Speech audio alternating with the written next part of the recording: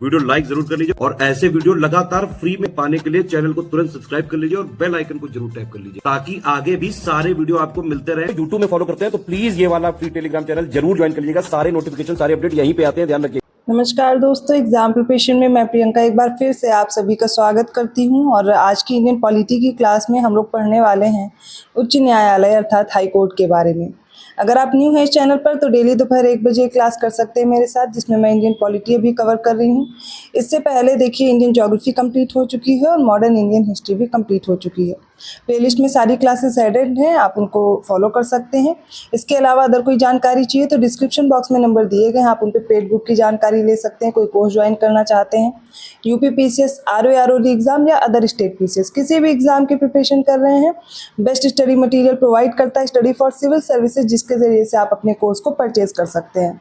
करना क्या है आपको, गूगल प्ले स्टोर से स्टडी फॉर सिविल सर्विसेज का ऐप डाउनलोड कीजिए, ज्ञान सर कूपन कोड है, अप्लाई कीजिए और 20% का आपको तुरंत डिस्काउंट भी मिल जाएगा। तो चलिए आज की क्लास स्टार्ट करते हैं, जिसमें हम लोग को हाई कोर्ट के बारे में पढ़ना है। तो भारत की एकल समेकित न्यायिक व्यवस्था में उच्च न्यायालय उच्चतम न्यायालय से नीचे लेकिन अधीनस्थ न्यायालयों के ऊपर कार्य करता है। राज्य के न्यायिक प्रशासन में उच्च न्यायालय की स्थिति शीर्ष पर होती है। भारत में उच्च न्यायालय संस्था का सर्वप्रथम जो गठन है वो 1862 में तब हुआ था जब कलकत्ता, बम्बई और मद्रास उच्च न्यायालय की स्थापना हुई थी। 1866 में चौथे उच्च न्यायालय की स्थापना हुई थी इलाहाबाद में। 1950 के बाद प्रांत का उच्च न्यायालय संबंधित राज्य का उच्च न्यायालय बन गया। देखिए अब इन्हीं स्टेटमेंट से जो आपको दिए गए, इनसे ही आपके क्रोनोलॉजी में जो क्वेश्चन दिए जाते हैं क्रोनोलॉजिकल ऑर्डर में अरेंज करने के लिए वो भी बन सकते हैं कि कलकत्ता, बम्बई या फिर मद्रास उच्च न्यायालय की स्थापना दे दी जाएगी 1862 में हुई थी और इसके बाद होती इलाहाबाद उच्च न्यायालय की स्थापना 1866 में। ठीक है, 1950 के बाद प्रांत का जो उच्च न्यायालय है वो संबंधित राज्य का उच्च न्यायालय बन गया। ये सारी जानकारी आपको इसमें दी गई है और इसी के जरिए से आपके स्टेटमेंट भी बन सकते हैं प्रश्न में। वर्तमान में 25 हाई कोर्ट्स हैं, उनमें से केवल 7 उच्च न्यायालयों को क्षेत्राधिकार 1 से अधिक राज्यों तक है, अर्थात 1 से अधिक राज्यों के लिए भी एक हाई कोर्ट हो सकता है। संविधान के भाग 6 में अनुच्छेद 214 से 231 तक उच्च न्यायालयों के गठन, स्वतंत्रता, न्यायिक क्षेत्र, शक्तियां, प्रक्रिया आदि के बारे में बताया गया है। तो उच्च न्यायालयों के जो न्यायाधीशों की नियुक्ति है वो राष्ट्रपति द्वारा की जाती है। मुख्य न्यायाधीश की नियुक्ति भी राष्ट्रपति के द्वारा की जाती है और भारत के मुख्य न्यायाधीश और संबंधित राज्य के राज्यपाल से परामर्श के बाद ही जो नियुक्ति है मुख्य न्यायाधीश की वो की जाती है। अन्य न्यायाधीशों की जो नियुक्ति है वो संबंधित उच्च न्यायालय के मुख्य न्यायाधीश से भी परामर्श किया जाता है। 2 या अधिक राज्यों के साझा उच्च न्यायालय में नियुक्ति में राष्ट्रपति सभी जो संबंधित राज्य होंगे उनके राज्यपालों से परामर्श करते हैं। 99th कॉन्स्टिट्यूशनल अमेंडमेंट होता है जो कि 2014 में हुआ था। इसके द्वारा राष्ट्रीय न्यायिक नियुक्ति आयोग अधिनियम 2014, इसके द्वारा सर्वोच्च न्यायालय तथा उच्च न्यायालयों के न्यायाधीशों की नियुक्ति के लिए कार्यरत कॉलेजियम सिस्टम को एक नए निकाय राष्ट्रीय न्यायिक नियुक्ति आयोग NJAC से प्रतिस्थापित किया गया है।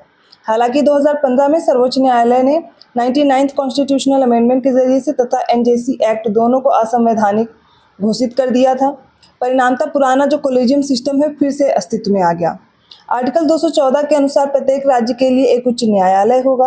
आर्टिकल 215 में क्या दिया गया है कि हाई कोर्ट एक अभिलेख न्यायालय होगा। आर्टिकल 216 में कहा गया प्रत्येक उच्च न्यायालय मुख्य न्यायमूर्ति और ऐसे अन्य न्यायाधीशों से मिलकर बनेगा जिन्हें राष्ट्रपति समय समय पर नियुक्त करना आवश्यक समझे। अभिलेख न्यायालय होने का तात्पर्य है उच्च न्यायालय के निर्णय, आदेश आदि अधीनस्थ न्यायालय के लिए बाध्यकर होंगे। उच्च न्यायालय के न्यायाधीश की जो नियुक्ति है वो राष्ट्रपति करता है। हाई कोर्ट के न्यायाधीश की जो आयु होनी चाहिए वो 62 वर्ष आयु जब तक रहेगी तब तक पद धारण कर सकते हैं, लेकिन उनकी आयु कितनी होनी चाहिए इसका कोई उल्लेख नहीं किया गया है। हाई कोर्ट के जो न्यायाधीश हैं वो राष्ट्रपति को संबोधित करके अपना पद त्याग सकते हैं। उच्च न्यायालय के न्यायाधीश को राष्ट्रपति के आदेश से पद से हटाया जा सकता है। राष्ट्रपति ऐसा आदेश संसद द्वारा सत्र में पारित प्रस्ताव के आधार पर जारी कर सकता है। उच्च न्यायालय के न्यायाधीशों को भी उच्चतम न्यायालय के न्यायाधीशों के समान ही प्रक्रिया तथा सिद्ध कदाचार और अक्षमता के आधार पर हटाया जा सकता है। उच्च न्यायालय के न्यायाधीश के लिए वही योग्य है जो भारत के नागरिक हैं और ऐसे व्यक्ति जो उच्च न्यायालय में लगातार 10 वर्ष तक अधिवक्ता रहे हों या फिर ऐसे व्यक्ति जो 10 वर्ष तक न्यायिक पद धारण कर चुके हैं। उच्च न्यायालय के न्यायाधीशों का जो वेतन है वो राज्य की संचित निधि से दिया जाता है। इंपॉर्टेंट है, याद रखिएगा।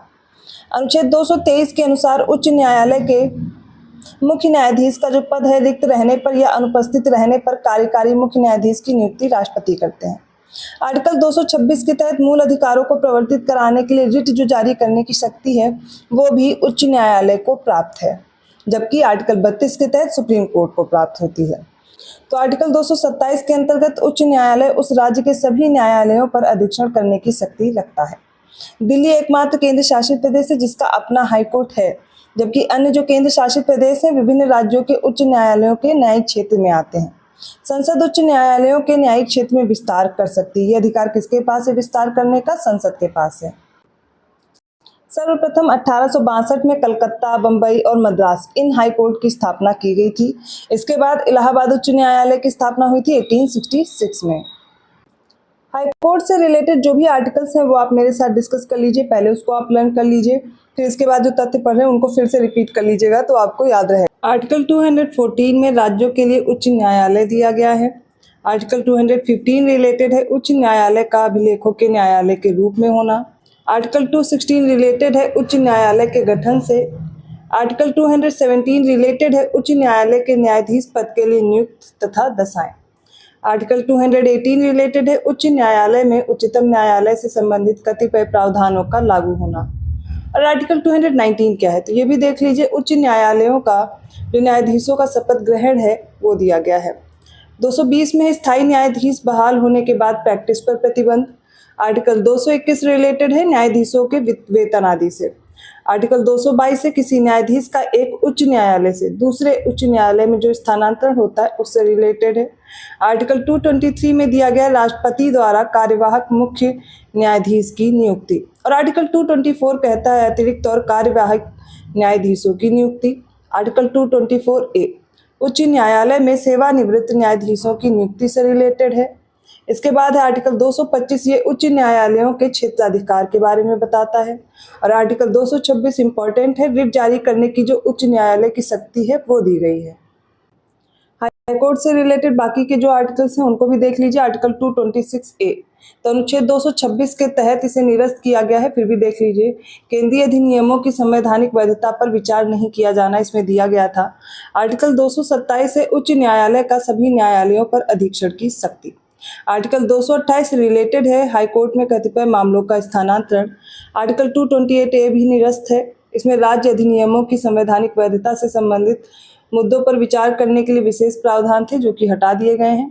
आगे देखते हैं तो आर्टिकल 229 में दिया गया पदाधिकारी तथा सेवक और उच्च न्यायालयों में व्यय। आर्टिकल 230 रिलेटेड है उच्च न्यायालयों में क्षेत्राधिकार संघीय क्षेत्रों तक विस्तार। और आर्टिकल 231 रिलेटेड है 2 या अधिक राज्यों के लिए एक साझा जो हाई कोर्ट की स्थापना होती है वो। और आर्टिकल 232 भी निरस्त है जो कि इसमें व्याख्या दी गई थी। तो ये रिलेटेड जो हो गए हाई कोर्ट से रिलेटेड जितने भी आर्टिकल्स हो गए वो आपने एक साथ देखा। अगर आप चाहें तो इनका स्क्रीनशॉट लेकर के फिर से आप लर्न कर सकते हैं, जो मैं एक बार आपको दिखा दे रही हूँ। तो ये सारे आर्टिकल्स हैं जो आपको लर्न करने होंगे हाई कोर्ट से रिलेटेड। इसके अलावा भी कुछ तथ्य हैं आगे जिनको आपको देखना है।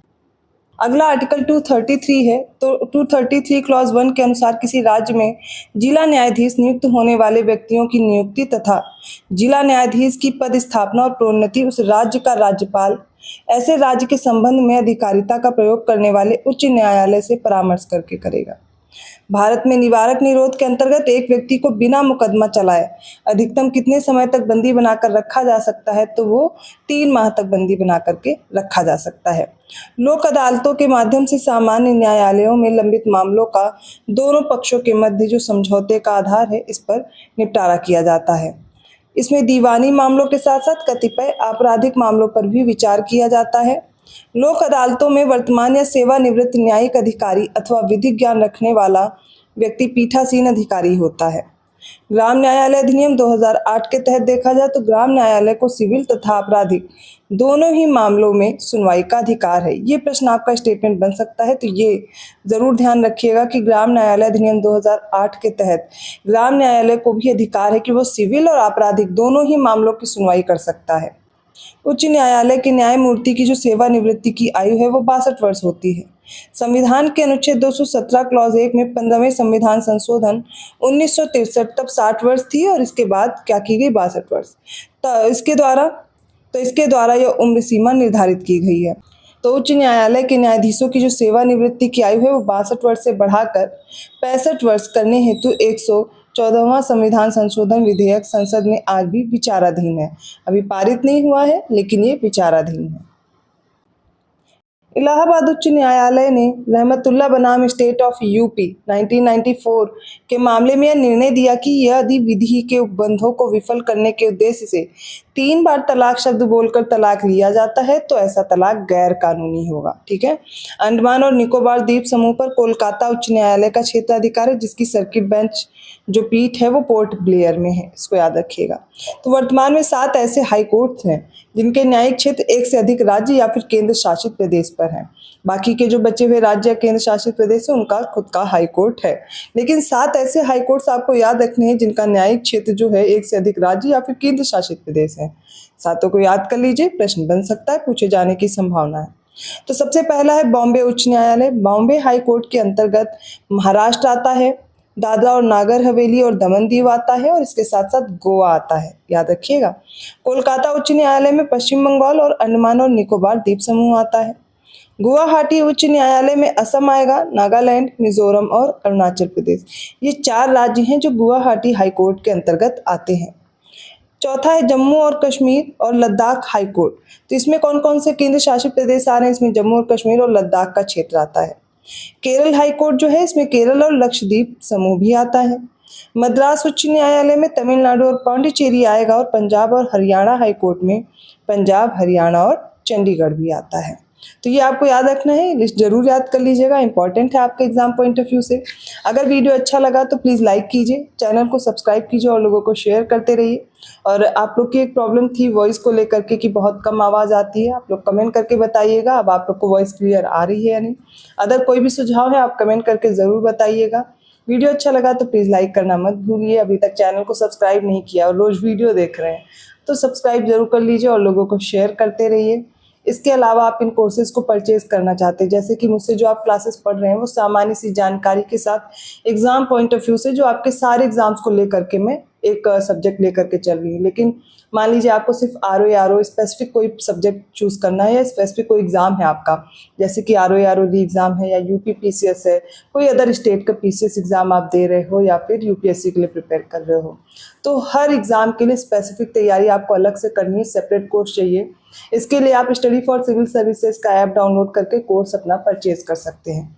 ज्ञान सर कूपन कोड है, अप्लाई करेंगे तो डेफिनेटली आपको 20% का डिस्काउंट तुरंत मिलेगा। लेकिन कोर्स के बारे में भी आप जानकारी मुझसे ले लीजिए। इसमें आपको स्टडी मटेरियल में पीडीएफ नोट्स दिए जा रहे हैं, डेली प्रैक्टिस कराई जाती है क्वेश्चंस की, जैसा कि लेटेस्ट ट्रेंड है, अभी का जो ट्रेंड और पैटर्न है उसको फॉलो किया जा रहा है, ना कि पिछले। लेकिन हाँ, प्रीवियस ईयर की क्वेश्चन की एनालिसिस करते हुए आपका कोर्स डिजाइन किया गया है।